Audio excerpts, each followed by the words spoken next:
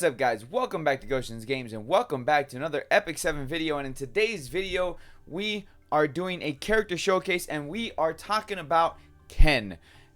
We're going to go over his character abilities. We're going to go over the proper builds that you can do for this character, and we're pretty much going to go over why I like using him. So make sure you guys are hitting that like button, subscribing if you guys are new, and let's go ahead and basically let's talk about Ken.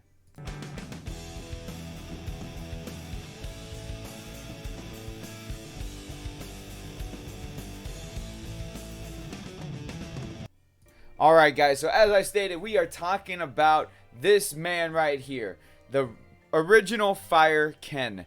Now, first things first, I do want to say, let's talk about the stuff that he's not good at, because that's a longer list, I guess. He's not particularly good for PvP, mainly because he's single target damage, and it takes a while for his damage to kind of build up.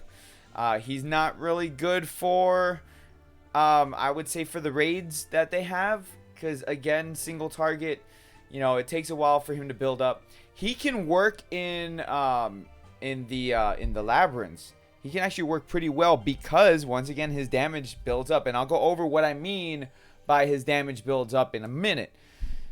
The other thing that he's not particularly good with is for like farming. So if you're gonna try to throw him and then throw like three fodder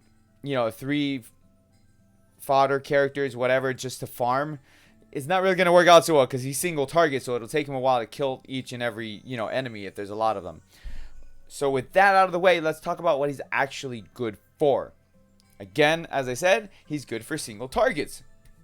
Boss fights, he's good for boss fights. He's good for running golem. He's good for running, so when I say golem, hunts. He's good for running hunts. He's good for running, whatever that thing is called. I can't think off the top of my head right now. Altars. He's good for running the altars. You can use him in Abyss. He works decently well in the Abyss. Like I said, he's not particularly, he's not good for raids, but he can work in Labyrinth because his damage kind of builds up. So let's talk about his skills, so that way I can kind of explain what I mean by his damage building up. So first things first, let's talk about his middle skill, which is called Blood Moon.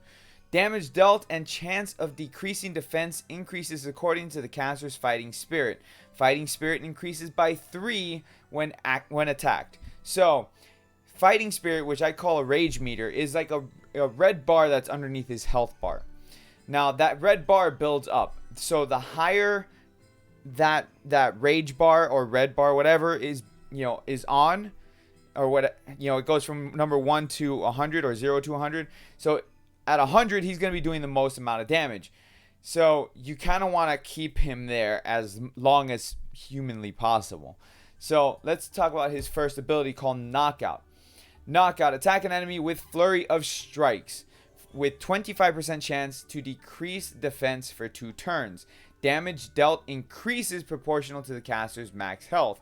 And then as you can see there, skill enhance. As you enhance this skill, the damage goes up. Alright, so with that kind of gives you a sense of how you should be building him. And if you can't tell right now, I've been building him health. Now there's different ways to build him. We can go into that in a moment. Now let's go back to the middle skill right here, because damage dealt and chance of decreasing defense increases according to the caster's fighting spirit. So again, as I said, the more fighting spirit you have, the more damage you're going to be doing with the other 2 skills. Now, his last skill, his SS3, Phoenix Flurry, consumes 90 fighting spirit, kicks the enemy into a wall, battering them and striking a knockout blow, stunning for 1 turn and decreasing attack and defense for 2 turns. Damage dealt increases proportional to caster's max health.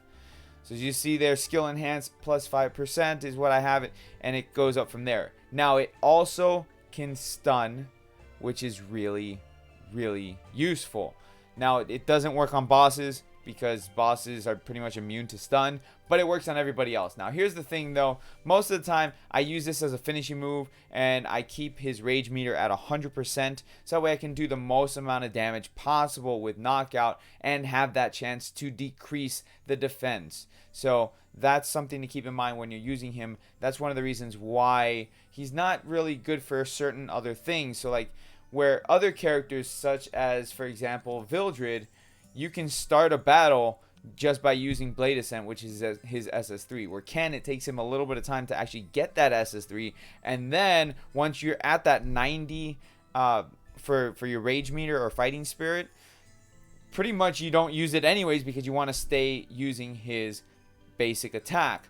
Now, again, this, like I said, this is a good finishing move. So if you have the enemy where they have like a sliver of a health left, and you know you can finish him off with his SS3 versus his basic attack, then do the SS3. You know, that's kind of like a given. Now, as far as his stats go, he actually has some pretty decent base stats. Like, all things considered, these are the stats that I have with the gear that I have set up. You know, it's, if I remove all the gear, he actually has some pretty decent stats. Now, it just gets better from there because we're increasing his health first and foremost. And from there, his damage goes up because his damage is proportional to his health. On top of that, you want to have your substats either be one of two things in my opinion. So you want to go health and attack or health and critical hit. As you can see here, I have health, attack, and critical hit on some of these. Critical hit damage, critical hit chance. Speed is not a bad option to consider as well because the faster he is, the more he can attack. The more he can attack, the more damage he's doing. So that is a good option as well. So if you have health and speed, that is actually pretty decent. All right. So in my case right here, I would actually benefit a little bit more if I increased his speed from there. Because if you take in consideration his speed versus, say, let's say DN. DN has very high speed and Vildred has very high speed as well. So having a speed substat is not a bad idea. But first and foremost, you want to maximize the amount of damage he can do. So health is the way to go because it's going to do more damage for both his SS3 and his basic ability. Whoo! Alright, so now from there, obviously when you're building your sets, you want to go, if you guys aren't aware, if you are not aware, you want to go with this side first because this side right here gives you the most stats.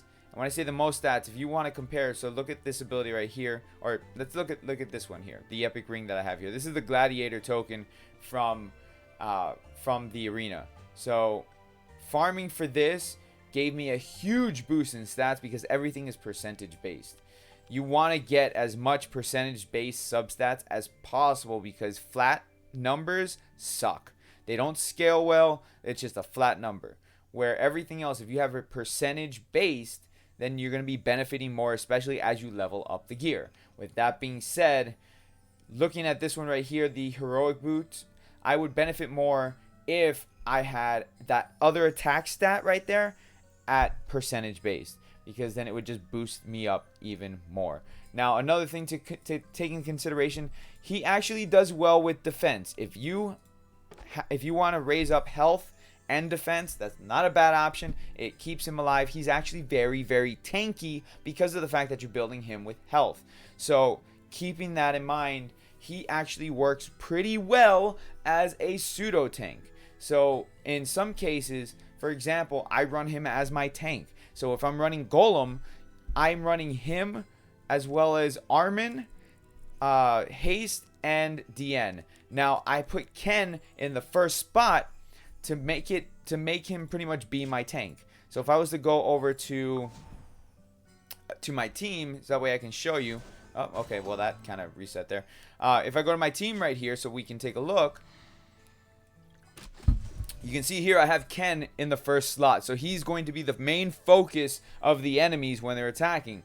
And I actually want that because in certain situations, such as fighting Golem, where the Golems, you know, Ken is resistant to the fight because he's fire and it's an earth event, putting him as the tank with the stats that I have on him actually makes him, like, it makes it a lot better or a lot easier for the rest of my characters to survive.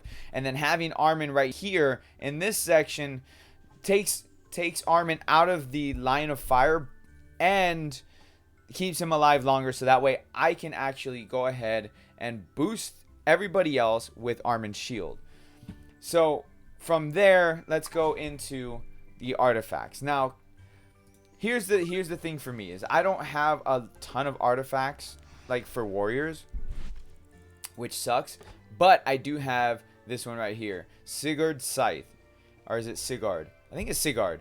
Anyways, this artifact right here, when caster's health is less than 50%, increases attack by 25% and absorbs 35% of damage dealt as health. That's at level 12 on this. Okay, so artifact skill is level 5. Alright, with that being said, that is a huge boost to his attack. You're talking about 25% of his attack. And he's also keeping himself alive by absorbing 35% of the damage dealt as health. So, very good for survivability and very good, to be able to do extra damage. Now, Ken would actually do well with like a lifesteal set, but the whole problem with a lifesteal set is it's a 4-piece set.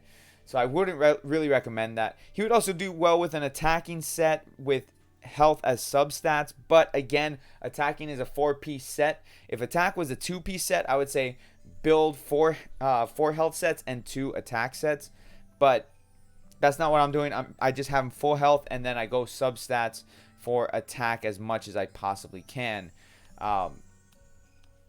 Another thing to consider, let's go into his awakened stats. All right, so on his middle stat right here, Phoenix Flurry gets an increase. It then decreases attack and defense for 2 turns where it did not before. Okay, and then his final one. Okay, so his final one here, I mean, it increases his health. So most of them do increase his health, as you can see. Stat increase health, stat increase health. Actually, that wasn't his final one. This is his final one. I clicked on the wrong one. Regardless, most of them, I think, if not all of them, increase health and attack. So that's something, again, to keep it in consideration why I said to build him attack and health. Now, I would love to 6-star him. Unfortunately, I am not 6-starring him first. There's other characters that I wish to 6-star before Ken, DN, and Haste. Mainly because they are more useful in many other situations versus Ken, who is good in specific things. Now, why do I like him? Number one, I like his character design. I like the way that his kit works. It can work very well with the proper team. Now, with that, let's actually talk about the team that works, teams that work well with him. Teams or characters that buff his attack and combat readiness actually work well. DN works very well with him. She increases players' attacks and critical hit resistance, making him even tankier. Okay, so that works well. I believe Tywin works well as well. That's a lot of wells. Because he increases attack and critical hit chance. Let's see here. Who's another one? Hazel works well because Hazel increases attack for 2 turns, which is great. And she heals, so why not? Let's see. Haste works well because Haste puts a vampiric effect on the enemy, vampiric touch, which actually adds to the survivability of Ken. So the more survivability you have with him, the more attack that you have with him, and the more combat readiness and stuff like that, the more damage he's going to do, and the better he's going to perform for your team. Now, like I said, I like to run him as a pseudo tank. Now, does that work in every situation? Not exactly, because there's a lot of fights that just don't work like that. But for specific fights, he works very, very well. And some other YouTubers will probably tell you to just like skip Ken and like he's bad. He's not bad. There's a lot of people who use Ken who actually really like him. I'm one of them. Ken Club for life. And with that, make sure you guys are hitting that like button, subscribing if you guys are new, and I will catch you all in the next video. Thank you so much for watching. I do appreciate it. You guys have a great rest of your day. Peace out, guys.